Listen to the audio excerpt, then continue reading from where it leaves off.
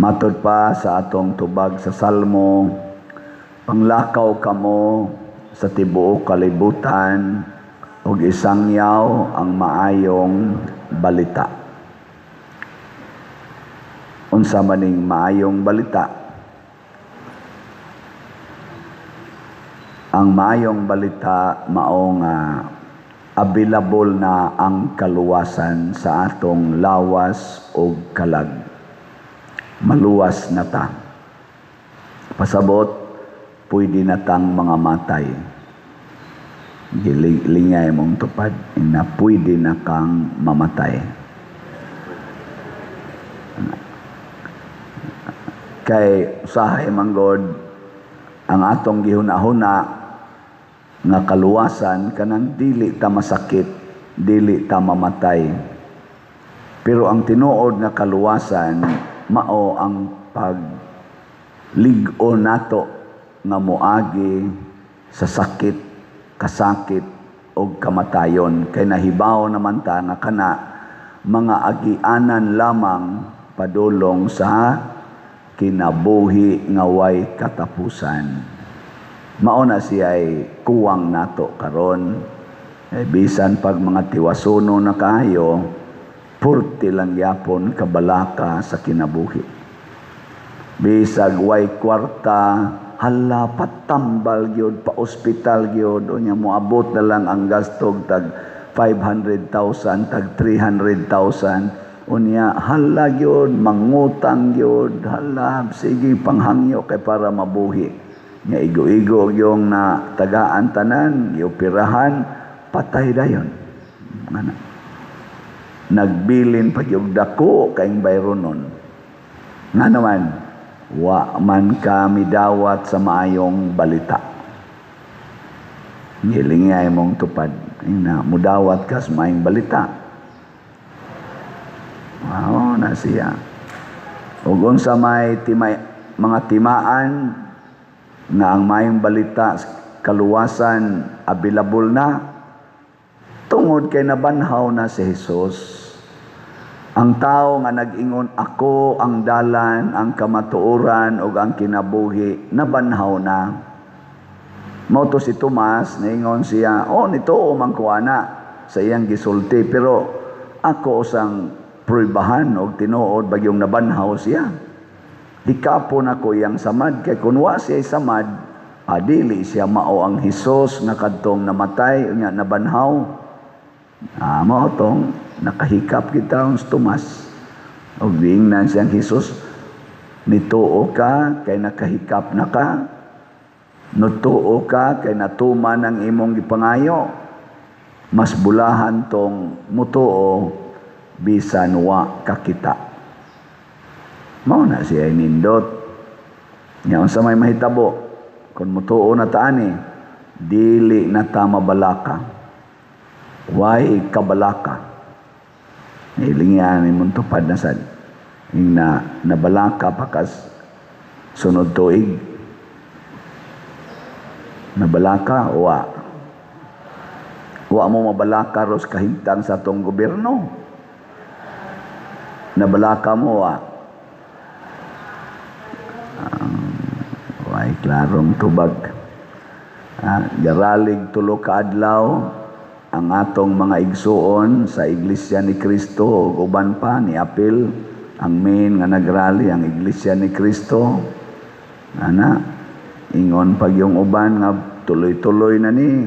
Ana kay ang tumong nato nga luwason tagid ning Pilipinas gikan aning korupsyon, gikan aning ni ang pagbendalo, gikan ni ining lack of transparency and accountability sa atong gobyerno, gikan aning mga selective justice nga ang kasuhan kadturang kontras administrasyon o mopanig na kas administrasyon wa na kay kaso ato ning buntogon.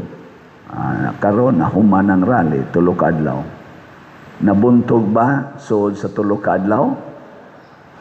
Pero i-appreciate nato ang Iglesia ni Cristo nga nipasiugda niadto.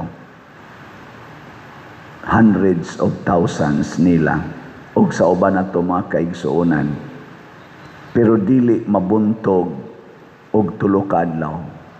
Nagrally sa daog kaduha, people power, atong natangtang kunuhay ang naglingkod sa gobyerno panahon atong President Marcos Sr. niadtong 1986, exactly 40 years ago. Napatalsik sa nato si Presidente Irap Estrada ang sa tong tuiga 2000 kinsa may naka-inomdom niyo ato 2002 ba to sa tong kuan. Basta napatalsik sa nato people power gyapon to. Nasulbad ba ang korupsyon?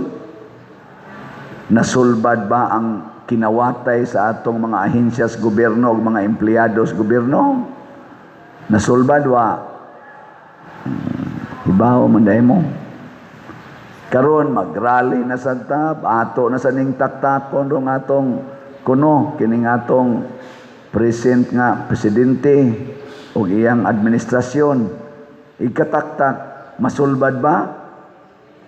Moingon kong wa gyapoy kasulbaran basta dili ta mudawat nga ang kaluwasan nagikan ra gyud ni Kristo Hesus. Kung dili ta moingon ngadto ni Hesus, Ginoo ko ug Dios ko, kung ang atong Ginoo ug ang atong Dios mao gyapon ang kwarta, mao gyapon ang gahom, mao gyapon ang dungog o kanang mga kalami sa kalibutan, comfort and pleasures. Kung mao gyapon ay atong isipon nga mga pangandoy natos kinabuhi, magsigi ra gid ning corruption, magsigi ra gid ning drug addiction, magsigi ra gid ning kinawatay nga wa nay sulbad-sulbad, mga inhustisya o kining gubat, magsigi ra gid na siya. Lain-lain lang ang mga actors, pero mao ra gyapon ang action. Paragod anang, di ba, kanang eskwela tas una, drama-dramahon man na ang kanang kinabuhi ni Jose Rizal, inomdom mo, sa tunay kasagaran, dramahon, kasi nakasuway ng drama-drama. Lain-lain lang actors, pero maorang istoryaha. Munang inig-ingon gani sa usa ka politisyan, sumpuo na to ang korupsyon, ing nadayon, istoryahe. Wala na to. Pero ngayon gani ang usa ka politisyan, Ginoo ko ug Dios ko. Nya si Hesus na iyang sentro, magsige na siya puyo sa kamatuuran, magpuyo na sa hustisya, magsunod na sa kinabuhi sa hustisya, magpuyo sa kakabos, musalikway ni anang kwarta o kanang dungog, musalikway sa mga sala, sama anang pagpangabit, sama anang pagpabakak, sama anang pagpanglupig, pagpangilad sa mga taong kabos o mga way hibang kaagan din sa atong katilingban. Muhunong sila na, kana, moingon kita, sulbad ang atong korupsyon. Nya naa ka na. Lingay mong tupad. Ing na, saman, musulbad ka sa korupsyon.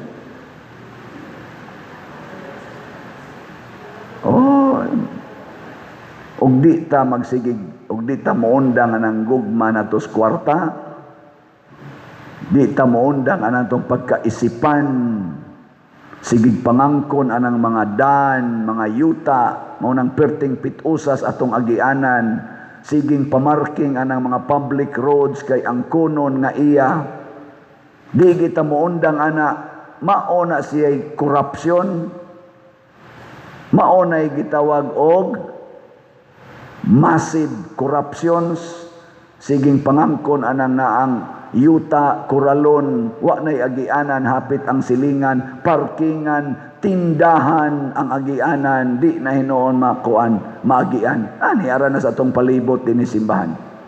Ug naa na sa tibok Pilipinas, way pakialam sa silingan, di masulbad ang korupsyon. Mao na iniglingkod na dito sa gobyerno, walang pakialam kinsa diha ang nasagasaan kinsa ang nagantos nga wa nay hapit kaon, basta siguro lang ni akong kwarta, dako ang akong kwarta, dako ang akong balay, dako ang akong gahom. Anang Ginoo ko, Dios ko. Kinsa may Ginoo ni mo ron? Ha? Sa unang pagbasa, niingon diri nga, dili na mo mga langyaw, pagpasalamat mo, kay membro na mo sa lawas ni Hesus, sa katawhan sa Dios. Siya maoy nagsagang sa tibuok anang sana building. Ang nagsagang nato, ang nagkupot nato mao si Hesus. Nya kinsa may nagtungtong ni Hesus nga para mo padako sa structure or sa building nga mao ang katawhan sa Dios kalibutan, mao ang mga apostoles. Og unsa may kinabuhi sa mga apostoles, naagi hapon sa kinabuhi sa nagsagang dinis kalibutan, kabos, maalagaron, nanlingkamot paglikay sa way sala, nahigugmas mga makasasala, nagpakamatay para sa mga makasasala. Wa mo patay sa mga makasasala, nagpakamatay. Gilingian sa dimong tupad ning na magpakamatay ka para sa imong silingan. Sige, ingna ko no. Morning. Kamo diyang mga nagdebosyon sa Sacred Heart, sulob pa mo mga puwa-puwa, paras na ako sa gabutang sagpuwa niya karong gabi mag-alliance of two hearts vigil ta tibuok gabi gina duka-duka ana tugtog agas-agas laway unya nahigugma kas imong silingan, magpakamatay ka para sa imong silingan, muhatag ka kag maayong agianan sa imong silingan, o bahala na mo diha. Ang mao gani na padayon ra gining corruption, padayon ra gining injustisya, padayon ra gining selective justice, padayon ra gining bitawag nato bisyo, anang drugas, sugal, kaulag ug uban pa. Muguba gid na sa atong katilingban. Muna isangyaw nato ang maayong balita. O kita dinis parokya ang makapasangyaw gid nato sa maayong balita sa kaluwasan unsa man. Unsa may makapasangyaw nga mailhan tas tibok kalibutan unsa man. Sana nga matay na mo diha. Wa mo kiba ang pagpalit sa raffle tickets. Bitaw, kung ang tibuok katawhan nga nagsunod nako nining akong misa, kamo mga online parishioners o territorial parishioners, kung mo palit mo raffle tickets para ro sa atong pista karong July 25, ika-163 na tong pista, atong matukod og mahuman og mabayran ang atong bell tower. Kada ni mo tan-aw ang atong bell tower, makaingon dayon ka, kabahin ko ana.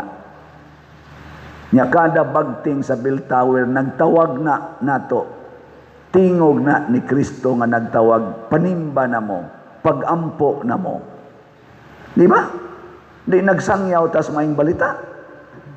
Unya kay nakaapil man ani ang tibuok natong katawhan, tibuok kalibutan to as Amerika, Canada, Australia, Middle East, European countries, dinhis ato Asian countries, nakaapil man ani tanan nga mga taga Compostela og nahigugmas Compostela, nakailang Padersiano, nakailan ni Santiago Apostol di Compostela, nakaapil man kada bagting anang maong kampana giampo sabka sa simbahan kay kabahin man ka sa tibuok lawas ni Kristo. Kanindot di ay. Di ba kaluwasan? Awa mo ka kita.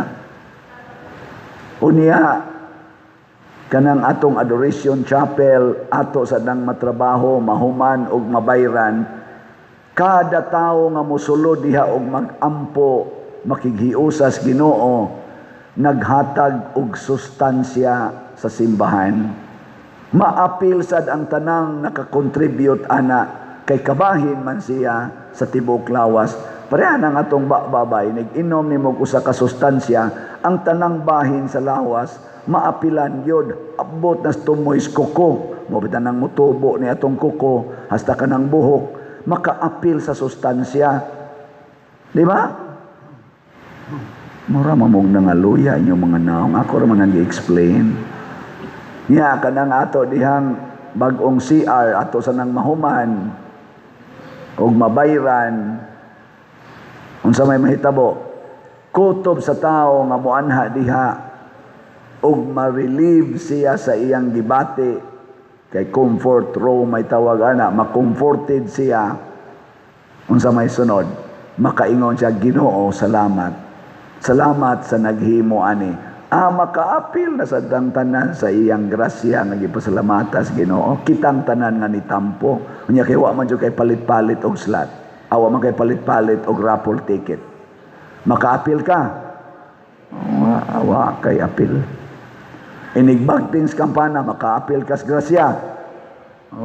Tulisukon ka sa Ginoo. May nga ikada bagting nga, wa ka ni apil, wa ka ni apil, wa ka ni apil. Nya paspason man na, wa ni apil, wa ni apil, wa ni apil. Wa kay ayo, wa kay ayo, wa kay ayo. Ana nya dayon kag sudsod ni nya mo simba-simba dayon ka. Nya di lang yapon ka mo apil og palit sunod, patian mo. Mura kag sanga nga natangtang gikas punuan. Onya kana diyang atong buta pumero, ato naman ang gastuan ron, atong gitangtang tong hazard, ilisa na nato diyang walk of apostles. Nya, kada tao diha nga moagi, mohikap ana, mo binirit sa mga apostles o ni Jesus diha. Unsa may mahitabo, mablessed ka. O ginig ka blessed na nimo, magpasalamat kas Ginoo, padayon kag ampo. Maapil na sad ang tibuok katawhan.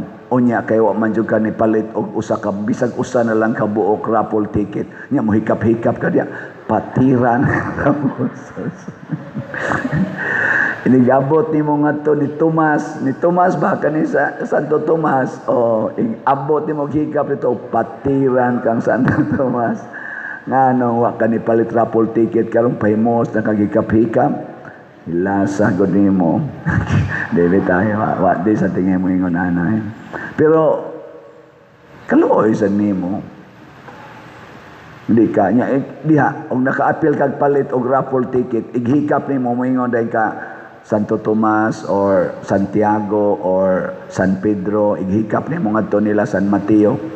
Moingon dayon ka, murag hapit naman ko kay tiwasono naman ko ani. Pero nakatampo biya jud ko aning imong kuan, kaning imo dinhi pagbarog sa imong estatwa. Kay magsangyaw naman na kay hasta mga batang gagmay mohanga diha, ma-influence naman sila, di ba?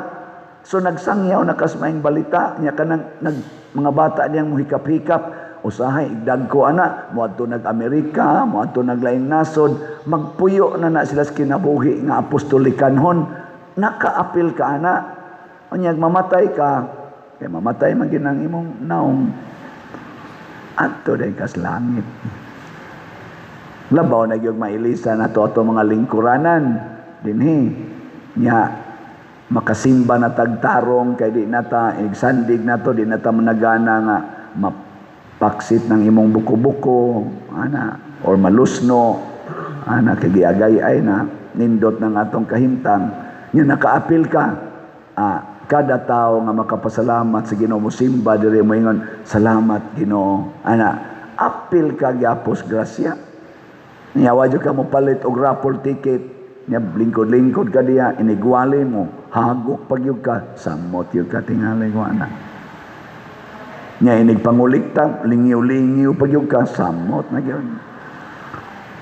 Ang ako lang punto, ang pagdawat sa kaluwasan, maudi ay ang pagpuyo sa kinabuhi nga apostolikanhon, ang pagkamagsasangyaw. Isangyaw nato sa atong ginagmay o dinagko nga mga buhat. Ug ang buhat ni Hesus mao gyud ang paghigugma sa atong isigataw dili sa atong kaugalingon.